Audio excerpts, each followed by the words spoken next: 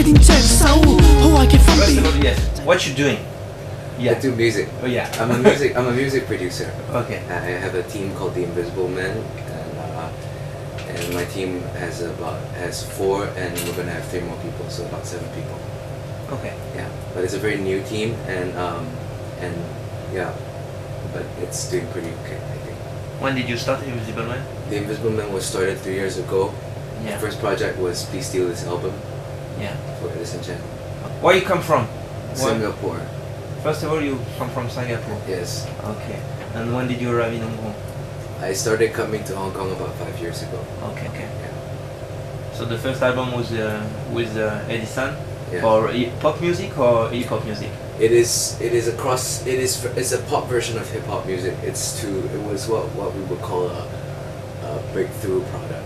Your first contact with Edison for this project? Did you meet him before the project? I've been producing for him for 5 years now. Oh yeah? Yeah. For the pop? Everything. Okay. So like my role is basically to try to get as much of his hip hop and his stories into music as possible. What is your background? I have a classical background. Yeah. I started in a choir. Yeah. I studied under Rebecca Ng, whose mentors are like bkrw from Tapiola Children's Choir, and like Prof. Veneracion from Madrigal Singers. They all top choral directors and teachers in the world. Yeah. And I followed her, and I followed all her masters as well for master classes. And then I went to New York. I sang at Carnegie Hall. I went to Australia, did the choral symposium, sang at the Opera House. That was when I was growing up. Yeah. I went to a music and drama company. Yeah. So I played music in the army. Okay. Yeah, but then I don't like that because it's boring, you know what I mean. But then at night I can go out because I have time, and I play in the pub. Okay. So that's how I started playing music. So your first influence come from the pop? Your own influence? Yeah, kind of. Before that, actually. Yeah. When I was like 18, I picked up the guitar. Like 19, I picked up 18, I picked up a guitar. Okay. And I learned a little bit. Before that, I played piano, and I learned. Of course, I was in the choir. So when it was the first contact with the street culture and hip hop culture? I will have to say it was when I was skating. Yeah. I started skating when I was 15. I started with rock and roll, really. Yeah. Like, so I love bands. My favorite bands are like U2, Red Hot Chili Peppers. But then when I started playing in the pub, Yeah. right, I started listening to 70s music. Okay. And 60s music, and a lot of jazz. So I did a lot of jazz from like 21 till 23. Did a lot of jazz there. So I got a lot of, and then because of jazz, I got a lot into the blues. Yeah. And at the same time, hip hop started to make sense to me. Yeah. Previously, it didn't make sense. It was just like nice beat, Yeah. nice beat, nice beat. But then after that, it started to make sense to me. And then I started listening to a lot of James Brown, and that really got me into hip hop. Because you remember James Brown said at one point in time, he was like, if you're doing hip hop, you can sample my songs for free, as long as you're doing hip hop. So I started listening to samples, Kool and the Gang, and then I was listening to Biggie Smalls, Tupac Shakur, Far Side. And then came Outkast, Yeah. and then like all this, and of course all the great R&B stuff. Yeah.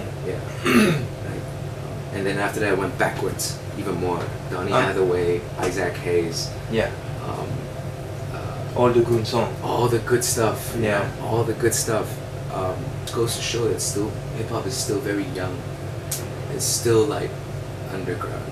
Yeah. And so you think today the people are ready to understand the message behind the hip hop, or is it only fashion things in Hong Kong? What is the market today about this culture? The market is young. The market is new. It will buy into anything that it thinks is cool. Yeah. Because they want to buy. Yeah. and I think it's important that you give them something. There's always going to be Gucci's and Pradas and bathing apes and anything you can find in IT, but it's important, I think, to give them something that's alternative, to give them a new perspective, to a new option. Your next step, what is it? Is it going to be always with CLOT, or it will be a personal production, or what is your next project? Well, we just started a shoe company, that it's called ACU. ACU? Yeah. Okay. And I think that's gonna be good. I think it's gonna be good. It's the first of its kind in China, and I think we're gonna show people what it will be. What it's about, introduce them to sneaker culture. Oh yeah? Yeah, because it's gonna be a sneaker shop. Okay. With Nikes and Visvim. So. Where will be the? In Shanghai, near Plaza 66. Okay. Yeah, and then the store is gonna be open with the same people. Yeah, you will be partners in this store. Yeah. So so it's just for the family, it's a friendship. Yeah. Okay. Because first of all, it's very far away to your business. And we all like shoes. Okay. Yeah. It will be only sneaker stores. Sneakers for first. Yeah. Yeah. Okay. First, and then apparel later. I started working on my first album, my solo album. Okay. I think that's gonna be really good. And then there will be like all your influence, or it will be. I think it will be, for the first time in my life, I just do what I like and I don't care. So okay. Yeah. So it will be all your influence. You can mix everything. I think so. I hope so. What is your partnership with CLOT? I've been with CLOT. I've seen CLOT grow up, and I've been like a friend to CLOT for a long time. So yeah, pretty really good. Exciting. We just did a song with Lupe Fiasco. Okay. Yeah, like Lupe featuring Edison. Cool. Yeah, it's called Chickapow. Chickapow. Yeah, it's like a crew song, like Lupe's crew and CLOT. That's very nice. Yeah, it's really cute. And what do you think about the new generation in Asian market, Hong Kong market, first of all? I think don't stop dreaming, and if you haven't started, start. That's good. Why do you say don't stop dreaming? Do you think that they don't dream too much? They follow too much the vibe or the advertising? Everybody's slave to this. Yeah. Funny thing in Hong Kong is that there is no space. Yeah. Right? So when there's no space, it's hard to know who you are, because you need your own space to know who you are. So it's like Hong Kong, areas like Tokyo, there's no space to think.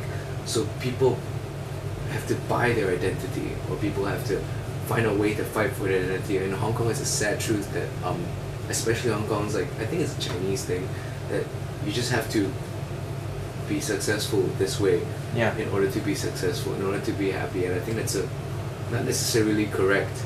Mm-hmm. So you think when the people do the line outside the store for 1 day before, it's just because they want to buy identity? I cannot speak for them. Yeah, sure. I cannot speak for them. I'm happy that people like our stuff. For sure, me too. I'm happy that people like our stuff and people want to queue up and buy them, but I don't know. I hope you don't know really the motivation. Yeah, I hope they're buying it because they really like it. Yeah. First and foremost, and that they really want to think about it. When you like something, you think about it. Like, for instance, the first Airwalk shoe that you have, you think, what the fuck is this flap for, right? Yeah. Well, it's a lace guard. Yeah. It's meant to protect your shoelaces from being scraped by the grip tape, or stuff like that. And you think about stuff.